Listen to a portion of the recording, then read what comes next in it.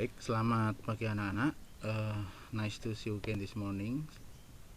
Senang sekali ketemu dengan kamu lagi di pagi ini. Mudah-mudahan kalian tetap sehat, tetap semangat dalam belajar, terutama menjelang akhir kalian berada di SMA Negeri 1 Rangdudung kali ini. Mudah-mudahan kalian bisa mempersiapkan diri dengan baik untuk mengikuti ujian sekolah yang akan kita laksanakan nanti tanggal 22 Maret, mulai tanggal 22 Maret 2021. Oke, sebagai materi kita yang terakhir, kita akan membahas tentang sebuah teks yang dinamakan review text.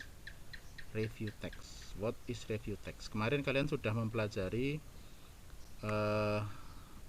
materinya dalam bentuk PowerPoint seperti ini yang sudah saya berikan kemarin. Oke, sekarang akan saya berikan penjelasan tentang what is review text. Apa sih itu review text?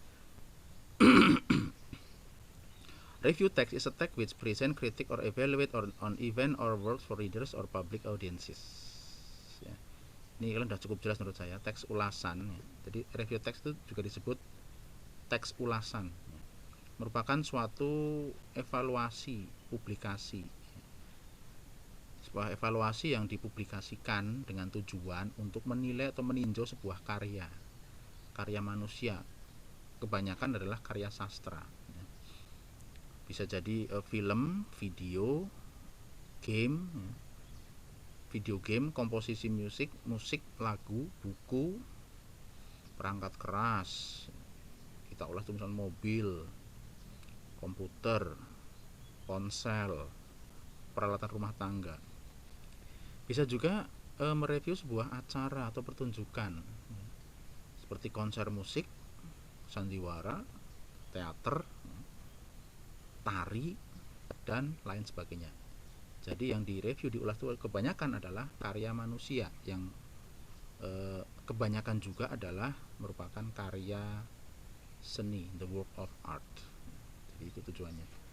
Evaluasi yang dipublikasikan secara luas, mereview, menilai, meninjau sebuah karya manusia. So, what is the purpose? Apa tujuannya? Tadi sudah dijabarkan sebenarnya. Jadi to summarize, analyze, and respond to artwork. Nah ini dipakai untuk mengevaluasi, meninjau, mengkritik karya seni, peristiwa, dan diberikan kepada kritikan itu ditujukan kepada pendengar maupun pembaca atau penonton untuk diketahui oleh khalayak umum. Yang kedua, tujuannya adalah mengetahui sekaligus menginformasikan kualitas, kelebihan, juga kekurangan. Jadi tujuan dari review text itu ya mengetahui apa ini kelebihan kekurangan dari sebuah karya seni. Bagaimana kualitasnya sebuah mungkin pertunjukan, sebuah tarian, sebuah drama, sebuah teater. Kekurangannya apa? Bagusnya di mana? Dari segi apa saja bagusnya, dari segi apa saja kekurangannya, dan sebagainya. Ya, jadi menginformasikan suatu kualitas, kelebihan, kekurangan dari suatu karya seni, kebanyakan karya ciptaan manusia tujuannya. Nah, dengan demikian kita bisa merumuskan struktur atau bagian dari text review. Yang pertama adalah orientation. Ini mirip-mirip dengan teks-teks yang lain, kayak teks naratif, kayak teks apa lagi itu, orientation itu. Orientasi dari kata orientation, orientasi adalah apa? Pengenalan pada pokok gambaran umum mengenai sebuah karya atau benda yang akan diulas. Gambaran umum yang dari karya sastra, karya seni yang akan kita ulas. Namanya apa dulu, pertunjukannya, filmnya, bukunya, judulnya apa, kemudian diterbitkan kapan atau dirilis kapan, sutradaranya siapa, ya kalau film ya, pemainnya siapa saja. Kalau buku berarti penulisnya siapa, diterbitkan oleh siapa penerbitnya, tahun berapa, tebal bukunya itu kalau buku ya, novel ya, kemudian berapa halamannya, dan kemudian dan yang lain-lain ya. Identitas dari sebuah karya seni itu kita paparkan dulu dalam orientation. Kemudian setelah itu kita masuk ke evaluation, yaitu gambaran yang lebih mendetil mengenai karya atau benda yang akan kita nilai. Gambaran yang lebih mendetil, detail dari karya seni yang kita nilai. Bagian-bagiannya apa saja, keunikannya apa saja, kualitasnya bagaimana secara umum ya. Ini secara fakta ya. Fakta tanpa memasukkan pendapat pribadi. Kita belum memberikan penilaian pribadi kita terhadap karya tersebut. Kita hanya melihat ini ada, misalnya kalau film, ini ada sebuah film, ini filmnya sangat bagus, konfliknya sangat menarik, tegang, kemudian intriknya sangat complicated, membuat orang itu bertanya-tanya dan penasaran. Itu kalau film. Kalau buku mungkin ini bukunya tulisannya gayanya agak rada dengan bahasa yang lugas, apa adanya, frontal gitu ya, dan sebagainya. Atau kalau film lagi mungkin ada, ini film ini musiknya sangat baik, untuk iringan adegan ini musiknya sangat cocok, adegan romantis, soundtracknya atau ada lagunya yang menjadi soundtrack itu sangat tepat, pas untuk cerita film itu. Secara umum dulu gambarannya. Kemudian gambar-gambar dalam film ini bagus di shot, di capture dengan bagus gambarnya dan sebagainya. Secara umum dulu. Jadi kita membuat ulasan secara umum tentang keunikan dari film itu, dari buku itu, kelebihannya, kualitasnya. Tapi kita belum memasukkan penilaian pribadi kita secara pribadi ya. Kita belum nilai itu secara pribadi, secara selera kita itu belum kita nilai. Baru pada bagian interpretation, di sini kita berikan pandangan kita secara pribadi tentang karya seni yang kita ulas. Kita bisa bandingkan karya seni itu dengan karya seni lain yang mirip atau serupa ya, untuk bisa memperkuat atau mendukung penilaian pribadi kita terhadap karya itu. Di sini kita bisa menuliskan kelebihan kekurangannya. Kita langsung berikan aja kelebihannya. Ini bagus sih film ini, visualnya, gambar-gambarnya, tapi actingnya jelek banget.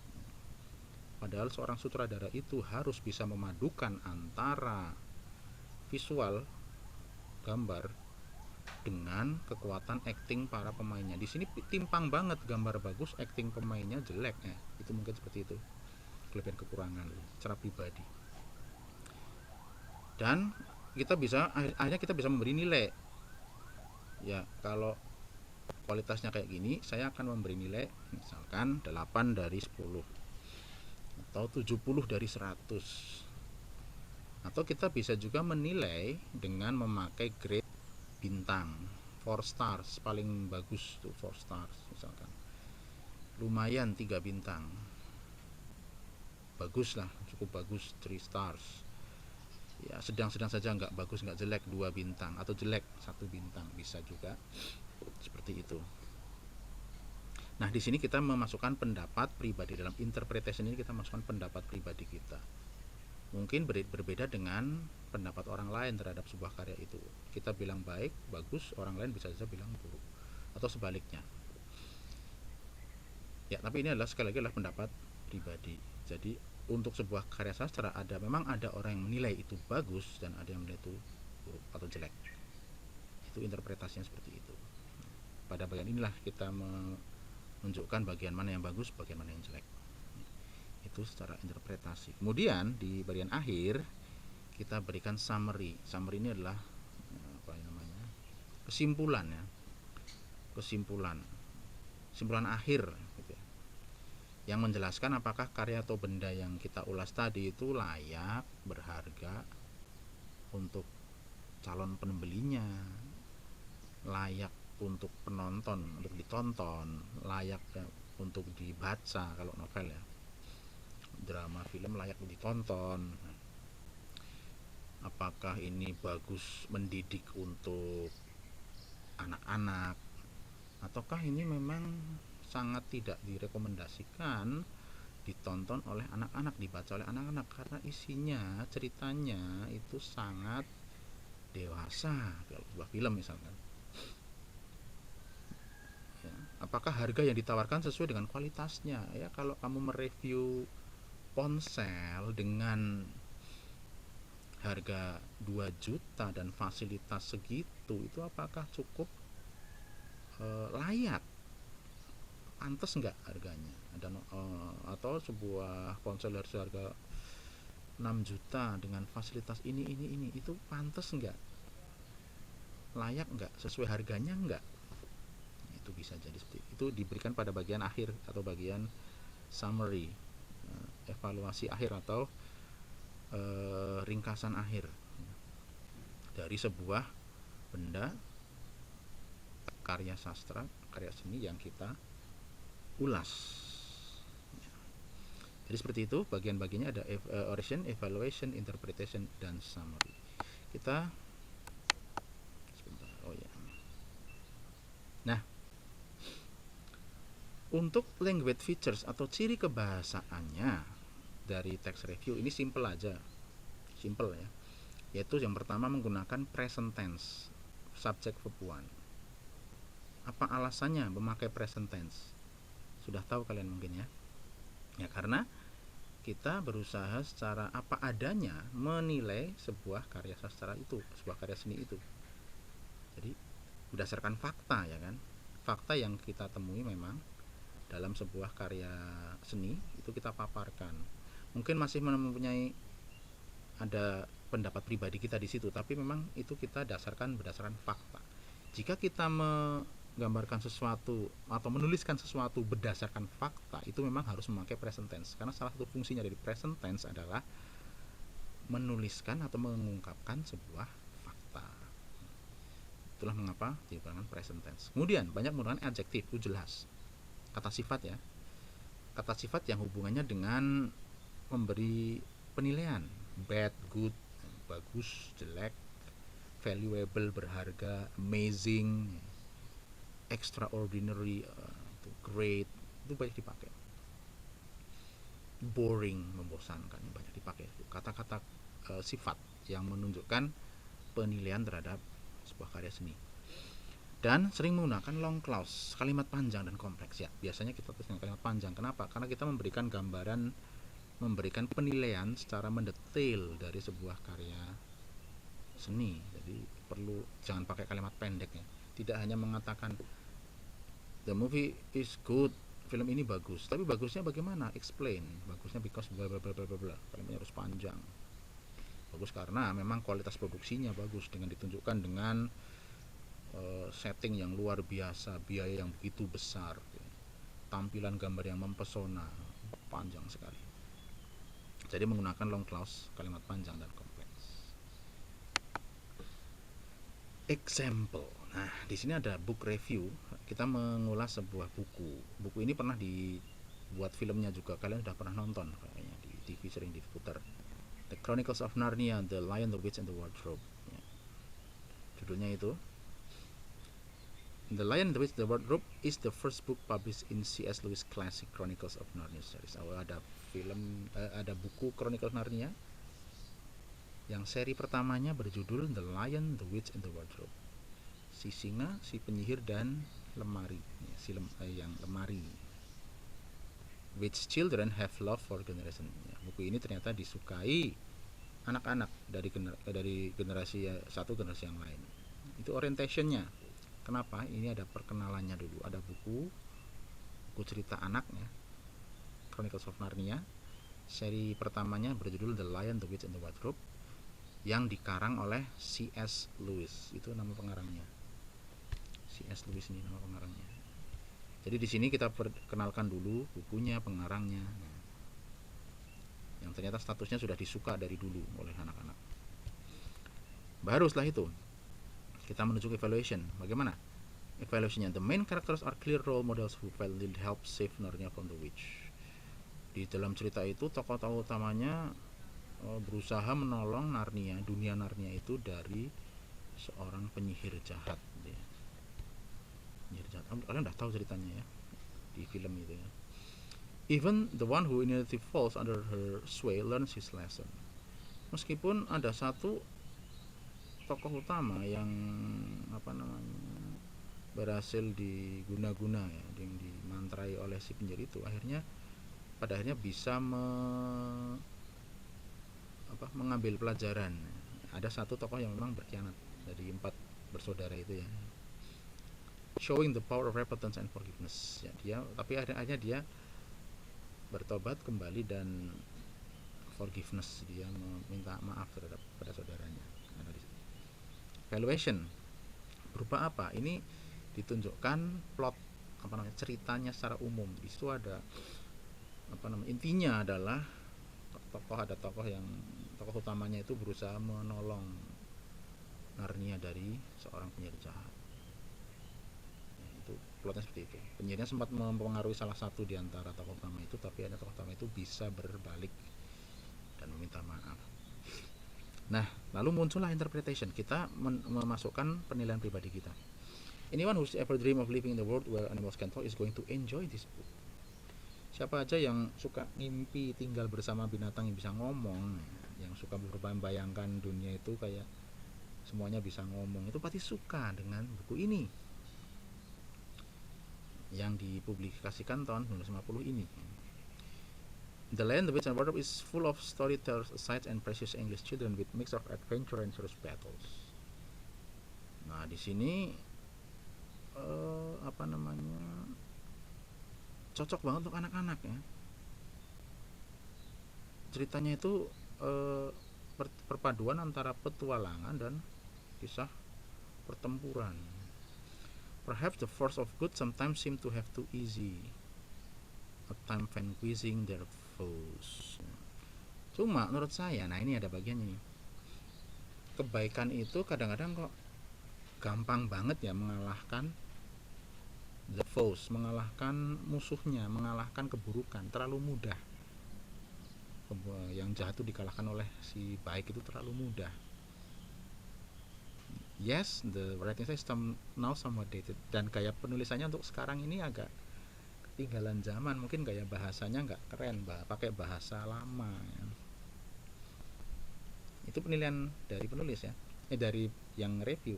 But this still a classic series that young fantasy fans will thoroughly enjoy. Tapi ini adalah sebuah kisah klasik yang kira-kira para pembaca muda ini, anak-anak ini akan enjoy, akan suka. Itu pendapat pribadi dari si pengulas ya. Jadi memang perpaduan antara petualangan dan kisah perang, terlalu mudah yang jatuh dikalahkan sama yang baik, namun masih bisa dinikmati oleh anak-anak. Nah, itu interpretasi dari penulisnya, dari pengulasnya. Terakhir disimpulkan, summary-nya apa? This book is great fantasy. If you don't like fantasy at all, then you won't like this. Kesimpulannya apa? Buku ini adalah mengisahkan kisah fantasi yang luar biasa. Tapi kalau kamu tidak suka kisah fantasi, ya kamu tidak suka dengan buku ini. Hanya bagi mereka yang suka fantasi, buku ini cocok ini dibaca, yang suka kisah fantasi saja. Tapi kalau nggak suka, ya sudah, you won't like this. Tidak suka ya sudah suka, tidak perlu dibaca, nggak perlu dibeli gitu. Ya, itu adalah kesimpulan dari mengulasnya. Itu contoh dari review, book review. Sekarang ada juga example of product review. Ada juga review tentang sebuah produk. Apa itu? Nature Republic Aloe Vera 92% Soothing Gel. Apa ini? Ada gel atau semacam hand body begitu, aloe vera. Yang mereknya Nature Republic. Produk hand body aloe vera 92% kandungan aloe veranya yang bernama Nature Republic. Ya, kamu bisa membaca sendiri di introduction itu. Dikenalkan, ini produk ini famous skincare brand from dari South Korea, dari Korea Selatan. The texture gel is thick, gelnya kental dengan warna clear green, dengan warna hijau bening. Can be applied on your skin, bisa bisa digosokkan di kulitmu dengan untuk tujuan macam-macam. Moisturizing, bisa untuk melembabkan kulit. Base for your makeup, bisa untuk dasar makeup dasar. Aftershave remedy, bisa dioleskan setelah aftershave atau setelah kalau cowok itu bercukur jenggot. Hair gel, hair treatment, bisa jadi minyak rambut juga, bisa untuk minyak rambut. Eye mask, bisa untuk masker mata. Waduh, ditaruh di sini ya. Sunburn treatment, untuk mengobati luka bakar. Hebat banget. Nail essence, untuk mempercantik kuku. And also as lotion for your whole body, juga sebagai lotion untuk seluruh tubuh. Bisa buat lotion juga. Nah, itu diperkenalkan kegunaannya, fungsinya. Kemudian this product contains extract from aloe vera leaf, mengandung sari aloe vera atau lidah buaya ya. Alcohol and spearmint extract, mengandung alkohol dan ekstrak mint.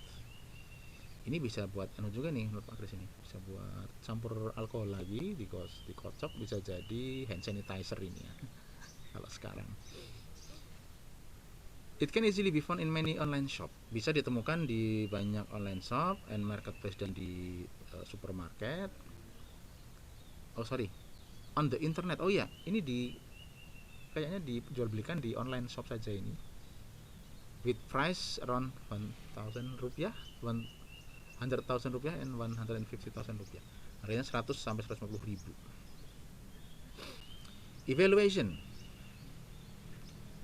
In the package, the product is round ball made of plastic with tight cap. Ini dijelaskan bentuk produknya, bungkusnya. Round ball ya, mangkok bulat dari plastik with tight cap on top of it, dengan tutupnya yang kencang. The color of the package, warna wadahnya ini green, hijau.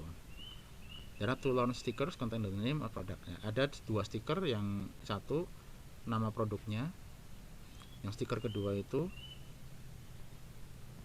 elemen ingredients, bahan-bahan dari produk ini. On the cap and on the bottom, di stikernya ditempel di cap, di tutupnya, and on the bottomnya, di bawahnya, ditempel di bawah botolnya. The initial package contain 300 ml of aloe vera gel. Nah, yang berbentuk mangkok tadi isinya 300 ml. Currently this product also available in the form of tube. Sekarang ada juga dalam bentuk tube atau apa itu, kayak pasta gigi gitu ya, tube ya, yang isinya 250 ml. Evaluation itu adalah kita menjelaskan isinya produknya itu, bentuknya, isinya, kapasitasnya atau penjelasannya dan sebagainya di sini. Nah, baru interpretation. The original package on the product is too large to be brought on the trip. Yang dalam bentuk botol tadi, yang 300 ml tadi, is too large, terlalu besar untuk dibawa-bawa, nggak praktis berarti ya. But we can solve it by having the tube version. Tapi itu bisa diakali, kita pilih yang tube aja, yang lebih praktis, lebih kecil bentuknya, instead of ball version. The description of the product is sticker in Korean. Deskripsi produknya itu berbahasa Korea ya, jadi it may not be friendly, tidak susah ya dipahami for user untuk pengguna dari other countries, negara lain seperti Indonesia. The texture of the gel allows to use it just a few of it every time we want to apply to our skin, so it's very economical. Nah, karena tekstur gelnya itu kental, sangat padat, itu kita cukup pakai sedikit aja di kulit, jadi sangat ekonomis, ngirit. Bagus berarti ya. The combination of alcohol also spearmint extract has made the fragrance aloe vera from the gels to be strong. Kombinasi alkohol dan aloe vera dengan spearmint, aroma mint tadi membuat wanginya itu kuat banget, wangi banget. It may be relaxing, bisa menyenangkan wanginya, and fresh, dan menyegarkan, but may also be uncomfortable. Tapi untuk orang lain yang terlalu wangi nih, jadi ada yang suka dengan wanginya, ada yang kurang suka karena terlalu kuat wanginya. Nah, di sini kita melihat ada sisi negatif dan sisi positif dari sebuah produk ini. Sesuai interpretasi si pengulas itu akan ditampilkan pada bagian interpretasi ini. Summary, pada akhirnya disimpulkan, this product is very good for our skin. Ini produk yang bagus untuk kulit kita. It can help us to nourish our skin. Bisa merawat kulit kita. Kita bisa memiliki kulit yang beautiful, glowing. Kulit kita bisa cantik dan sehat. The price seems expensive, tapi harganya seems expensive, harganya mahal. But as we only need to take small amount, tapi karena kita hanya butuh sedikit aja sekali kita pakai, is going to be worth. Ya, pantas lah. Karena ngirit sedikit aja sudah cukup dipakai. User with sensitive skin may want to be careful, tapi hati-hati untuk yang punya kulit sensitif. Berhati-hati because it contains alcohol, tapi karena ada alkoholnya. Nah, mungkin bisa membuat kulit yang sensitif itu menjadi kering. Hati-hati saja untuk yang mempunyai kulit yang sensitif pemakaiannya. Nah, itu kesimpulannya. Ya, itu contoh dari review sebuah produk hand body. Nah, ini ada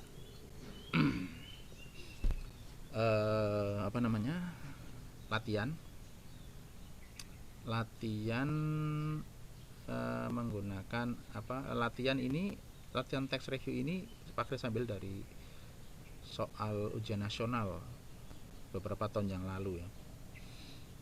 Oke, mari kita lihat apakah jawabanmu kemarin benar ya, yang sudah dikirim ke Pak Kris. Sudah kalian baca ya, ini langsung saja ya. Number 1, apa pertanyaannya? What is the writer suggestion for the holiday season? Apakah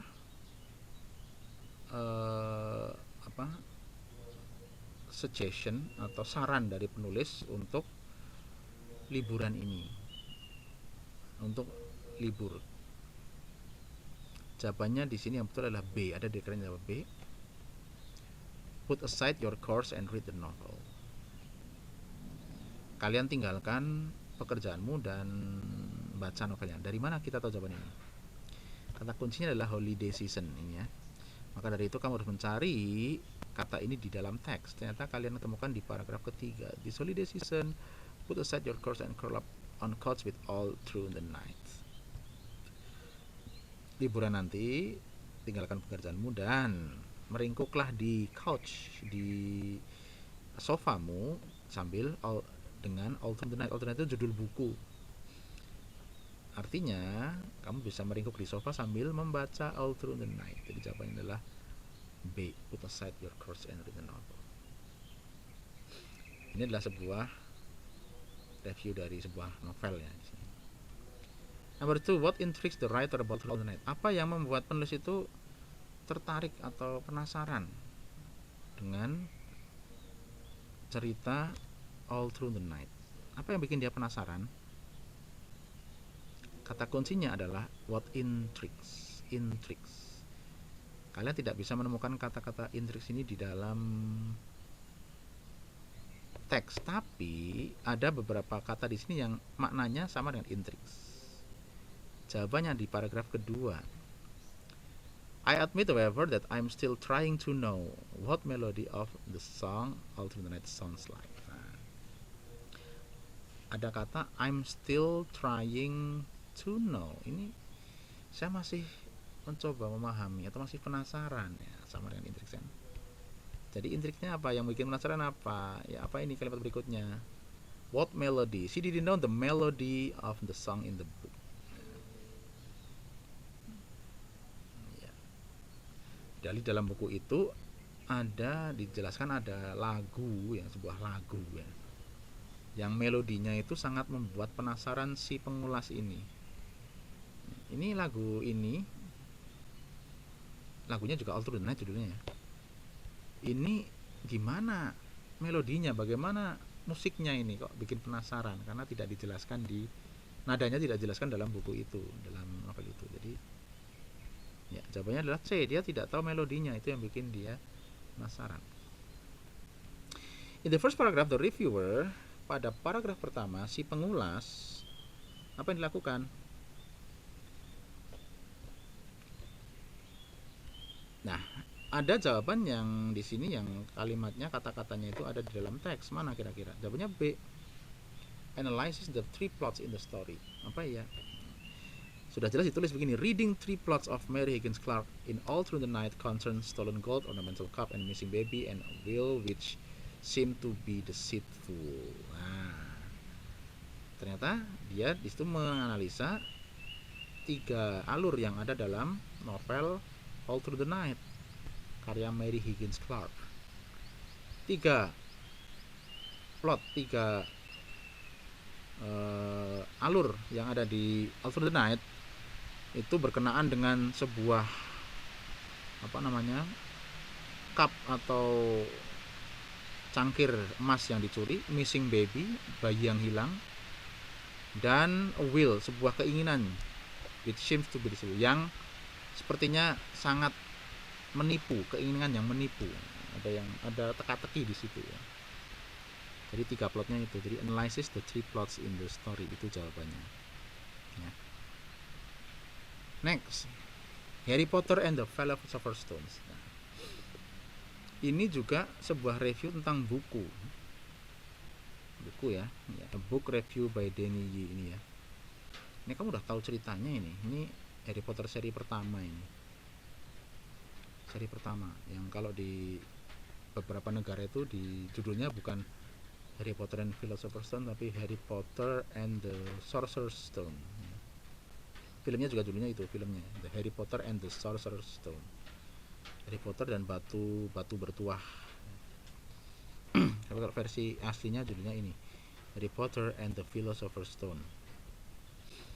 Pertanyaannya langsung saja. The story of Harry Potter began when?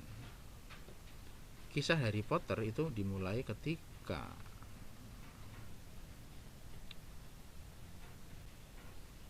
Ini sebentar, ini jawaban paling sebenarnya salah ini.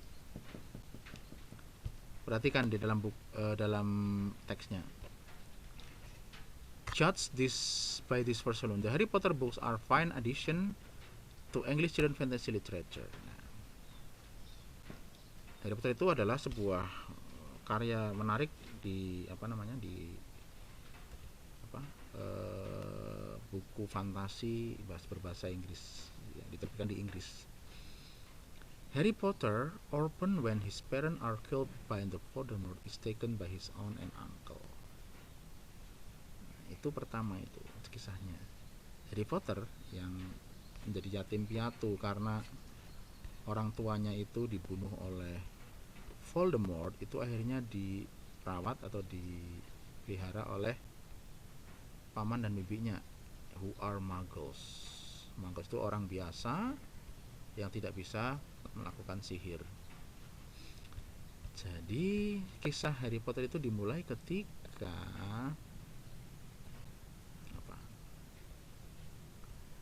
dia menjadi anak yatim piatu, atau ketika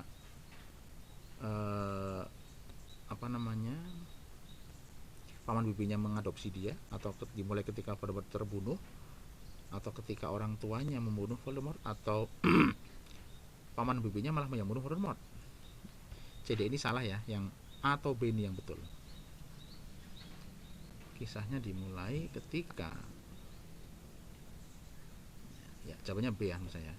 Ketika orang tuanya ketika paman bibinya itu mengadopsi dia, kemudian disitu ada konflik. Kamu udah nonton filmnya itu ya? Dia nggak disukai sama paman bibinya, sama saudara sepupunya. Akhirnya dia mendapat surat untuk mendaftarkan diri ke sekolah sihir Hogwarts. Di awalnya itu ada anak angkat yang tidak disukai sama paman bibinya. Jawabnya B. When Harry Potter lived with his uncle and aunt, ketika Harry Potter tinggal dengan paman dan bibinya, apa yang terjadi? Kamu gak usah baca, teksnya udah tahu ini jawabannya. Ya, apa? He felt uncomfortable. Dia merasa tidak nyaman. Nggak nyaman ya. Kenapa? Karena di rumah paman bibinya itu dia kayak disia-sia gitu ya, dijadikan pembantu di situ. Karena paman bibinya nggak suka sama orang tua Harry Potter yang merupakan penyihir semua ya. Punya A. We can conclude from the first paragraph that kita bisa menyimpulkan dari paragraf pertama bahwa Harry Potter's parents were muggle. Orang tua Harry Potter itu muggle, orang biasa. Oh bukan, orang tuanya penyihir ya. Yang muggle itu paman bibinya. Yang C, Harry Potter is relative of Voldemort. Harry Potter itu masih sekeluarga dengan Voldemort. Oh bukan, Voldemort itu musuhnya ya. Bukan keluarganya. Harry Potter's parents adopted him as an orphan.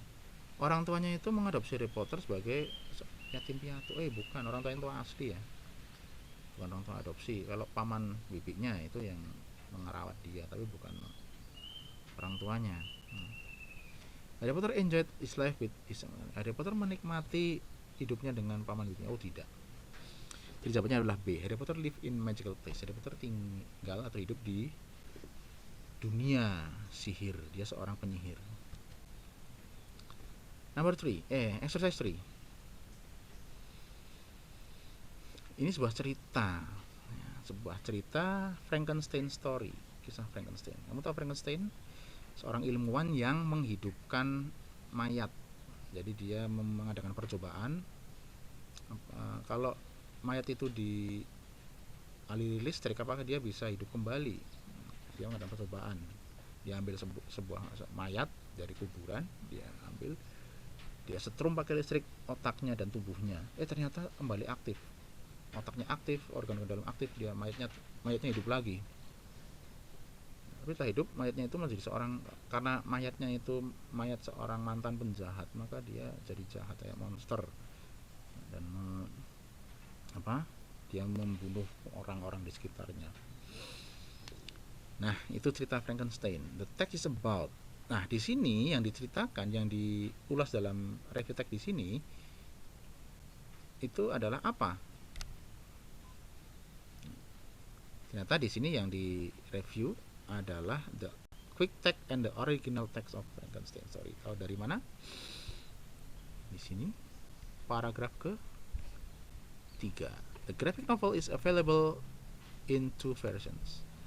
Novel grafik. Kamu tahu novel grafik? Novel grafik itu adalah dalam bahasa kita komiknya. Ini yang cerita ini Frankenstein ini dibuat dalam bentuk komik. Komiknya ada dalam 2 versi, original text and quick text edition. Bukan komik, maaf. Graphic novel itu sebuah novel, tapi ada ilustrasi gambarnya, ilustrasi gambar di sebelahnya. Jadi sebelahnya itu gambar, sebelahnya teks gitu ya. Kalian pernah lihat mungkin ya, itu graphic novel. Jadi ada 2 versi, teks original, teks asli, dan quick text edition, dan edisi quick teks yang sudah disingkat gitu ya. Jadi jawaban nomor 1 adalah A, the quick text and the original text of Frankenstein story. The simple way to understand the story is to read. Cara yang lebih sederhana, yang lebih mudah untuk memahami isi cerita itu memakai apa? Jawabannya quick text. Tahu dari mana? The quick text. Nah ini dia. The quick text bring the story up to date by presenting the text into more simplified style so that the tale is accessible to all readers. Nah, yang bentuk teks yang singkat itu menyajikan teks dalam bentuk yang lebih simple. Jadi disesuaikan dengan bahasa kita sekarang. Jadi memang kalau novel dahulu itu kadang bahasanya memakai bahasa Inggris yang agak Inggris kuno gitu ya. Jadi kalau kita baca di zaman sekarang, untuk kalian baca di pembaca milenial itu ya, itu susah untuk mengerti isi ceritanya karena bahasanya bahasa kuno. Kayak bahasa Indonesia itu kalau dulu itu masih pakai ejaan kuno itu ya. Jawa itu dejawa begitu ya. Oe, kamoe, kamu, kamoe gitu ya. Ya, seperti itulah sama. Bahasa Inggris juga begitu. Jadi intinya kalau cara yang paling lebih mudah untuk memahami cerita ya kita harus lebih memilih membaca yang the quick text. Ini dia the quick text. Number 3, the main idea of the third paragraph. Pikiran utama paragraf ketiga. Apa ini? 1, 2, 3 ini. Jelas ini ya. There are two versions of the graphic novel to enjoy. Ada dua versi dari novel ini yang bisa dinikmati, yaitu original text dan quick text. Jelas. B. 4. The original text of Frankenstein's terrific story makes the readers. Teks asli dari kisah Frankenstein ini bisa membuat pembacanya apa? Understand the style of writing in this era. Ini jawabnya ada di mana ini? Original text. The original text stay faithfully to Shelley original text. Yeah. If you're not, the original text version will help you easily slip into the language in which the novel was written. Nah, ya. Versi yang memakai original text itu membuatmu lebih mudah mengetahui bahasa di zaman novel ini ditulis pada saat novel ditulis. Jadi kalau kita pengen mengetahui bentuk bahasa yang kayak bahasa yang dipakai pada saat ditulis, itu kita membaca yang versi original text. Jadi jawabannya adalah A. Oke anak-anak, itu yang bisa Pak Kris jelaskan untuk sekarang ini. Mudah-mudahan bisa dipahami, dan silahkan nanti kalau kalian masih punya hal yang perlu ditanyakan, silahkan tanyakan di grup WA kelas ya. Dan jangan lupa kalian tetap belajar karena sebentar lagi mempersiapkan diri ya nak, karena sebentar lagi kalian akan menghadapi ujian sekolah. Okay, that's all from me. Thank you very much, and we'll meet again next time. Okay, thank you and goodbye.